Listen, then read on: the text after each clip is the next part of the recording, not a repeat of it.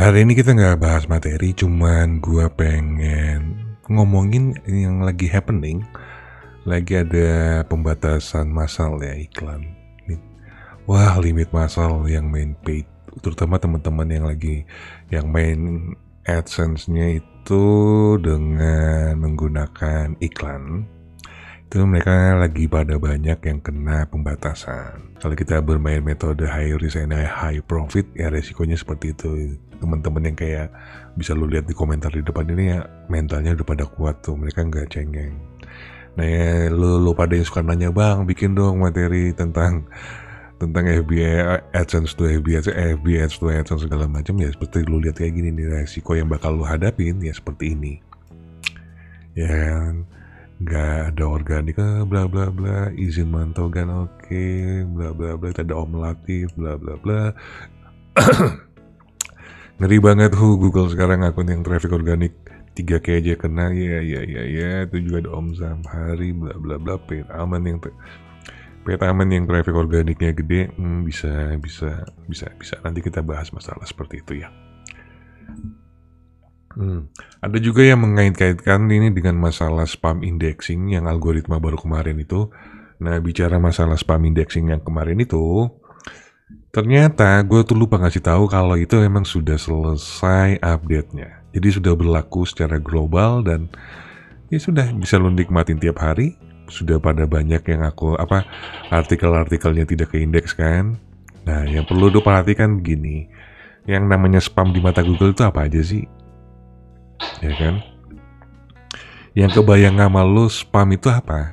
Nah, kebanyakan dari teman-teman blogger itu ngebayangin kalau yang spam itu hanya masalah content generate, terus backlink. Udah dua itu aja.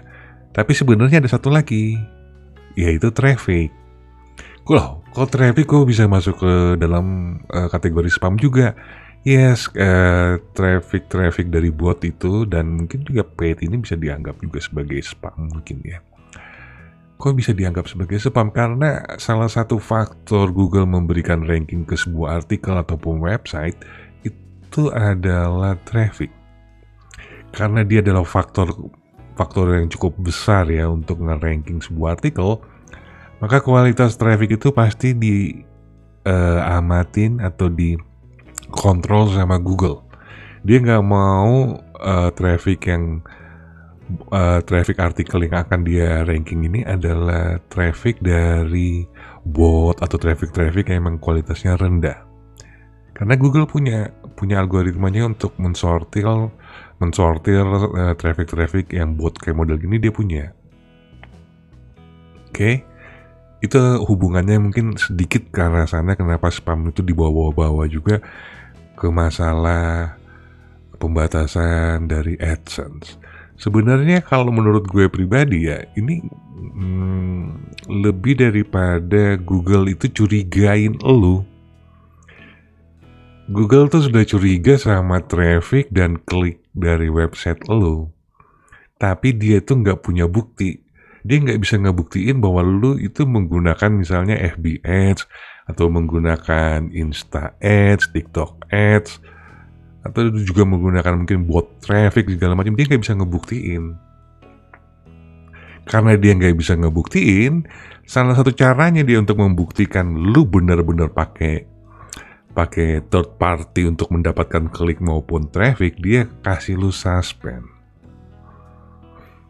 Dia kasih lu suspend. Jadi misalnya gini, traffic gue selama gue main FB Ads, per hari gue biasanya dapat 10.000 dan 100 klik.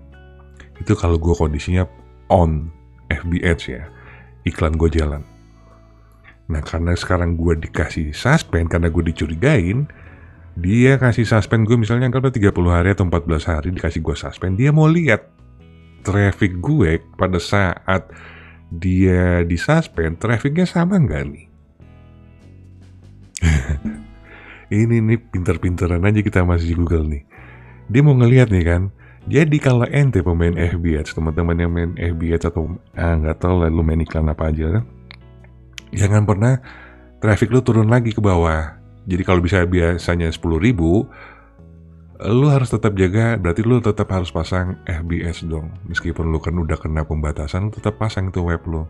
Biar trafficnya tetap terjaga 10.000. Gitu. Karena kalau dia misalnya dari biasa 10.000 terus anjlok tiba-tiba cuma jadi 100, karena 100 itu adalah real traffic lu, misalnya traffic organik lu tuh realnya sebenarnya cuma 100 per hari. Dan itu kembali lagi ke 100, itu lu sama aja memberikan bukti yang valid kepada Google bahwa lu itu menggunakan third party. Berarti lu sudah melanggar terms of service dari Google AdSense. Dan itu biasanya lu bisa dikena ban. Oke lah, nanti dia akan lepas suspendnya dulu, terus dia mau lihat nih, naik lagi jadi 10.000. Nah, habis itu lu bang, finish. Itu cara dia, itu caranya dia ya, agak-agak tricky gitu lah. Kita jadi main pinter-pinteran aja sama dia. Oke. So itu aja yang gue mau ngomong. Jadi teman-teman yang sudah kena pembatasan, dicek lagi trafficnya ya, jangan sampai turun lagi, biar lu tuh nggak terlalu dicurigain banget sih. Karena di sini Google sendiri udah ngomong nih what is invalid traffic. Dan bukan hanya cuman, nah ini juga kadang-kadang itu bukan cuman hanya karena dari FB Ads lu, bukan. Ada banyak banget faktornya. Invalid user activity, accidental click, ad hiding, atau iklan yang disembunyikan. Nah itu juga bisa membuat lu kena suspend. Ad yang diinjeksi atau iklan yang diinjeksi ke dalam sebuah web, itu web tulisannya kok siwer banget ya. Ini dari blognya Google ya. Tulisannya nggak kebaca, gue ke inspect dulu. Kalau lo temu kayak begitu tulisannya nggak kebaca, lo tinggal ganti aja nih. Ganti apa? Ganti warnanya 0000 itu black kan. Jadi hitam. Oke, terus kita ganti juga ini ukuran fontnya. Nggak kelihatan banget nih, gue kasih 400 deh. Nah, maklum ya, mata kita agak-agak gitu lah ya. Mata kita kalau udah malam agak-agak siwer coy. Kayak gitu, lu rubahnya di inspect elemen aja kayak gitu. Kita close. Mana tadi? Nah ini kan udah agak enak kan, udah agak kebaca. Ad injection happen when ads are inserted into page without the publisher knowledge and often created by the lu sering lihat nggak kalau misalnya kita lagi beli kartu perdana, meskipun kita belum kita aktifkan wifi kita, internet kita, suka muncul kan iklan. Dulu tuh YM3 tuh kerjanya tuh Indosat tuh, kalau kita beli kartu perdana tuh suka muncul iklan-iklan yang nggak jelas tuh. Nah itu yang dibilang injeksi iklan. Itu juga paling banyak juga dipakai di aplikasi, di app tuh, ya kan? Yang suka lu pada download tuh aplikasi-aplikasi yang gak jelas gitu tuh. Kalau kita buka tuh beder, terus mau iklan keluar, nah itu injeksi. Itu juga bisa menyebabkan nanti akun AdSense lu di suspend mungkin ya. Paling parah tuh di ban. Kenapa itu di suspend? Karena secara tidak langsung lu sebenarnya memaksa end user lu untuk lihat itu iklan kan. Google nggak mau kayak gitu. Jadi dia pengennya orang kalau ngeliatin iklan tuh alami. Ya gitulah maunya dia mah gitu. Pokoknya nggak asik banget sih memang Google tuh, kalau jadi orang nggak asik banget memang. Terus ad stacking juga bisa menyebabkan sama, lu bisa baca sendiri sebenarnya. The multiple ads are stuck in layer, jadi lo iklan di belakang iklan. Jadi ada iklan, lu udah pasang iklan di depan, di belakangnya lagi ada iklan lagi lu pasang tuh. Jadi double iklan itu di layer-layer gitu. Jadi kalau sekali kliknya banyak. Nah itu metode-metode ya, gue nggak mungkin bisa bikin di channel gue karena ini pasti dolar kuningnya. Terus ini botnet, ya inilah yang bot traffic, yang wordprint segala macam mungkin tuh masuk ke situ. Clickjacking, jadi clickjacking itu seperti membajak atau memaksa orang secara tidak langsung untuk mengklik iklan lu. Terus ada false represent inventory, bla bla, mispresentation of in-stream and out-stream video, paling ini membuat YouTube, malware. Nah yang perlu juga disebawain juga itu adalah pop under ad. Pop under ad yang di Google maksudkan ini bukan yang kalau kita buka sebuah iklan muncul muncul iklan-iklan kayak floating kayak gitu segala macam, bukan. Yang dia Google masukkan pop under ad ini, jadi kalau kita buka sebuah website, contoh paling simpel itu kalau lo buka web streaming, suka muncul banyak banget notifikasi di sini kan. Suka muncul banyak notifikasi di atas kanan atau di sebelah kiri ataupun di bawah. Dan kalau kita klik notifikasi itu yang pop under yang muncul itu, kita langsung menuju ke web yang lain kan. Nah itu trafficnya. Itu traffic yang dikategorikan sama Google sebagai pop under ad. Dan itu nanti trafficnya masuknya invalid, dan itu bisa bikin lo kena suspend.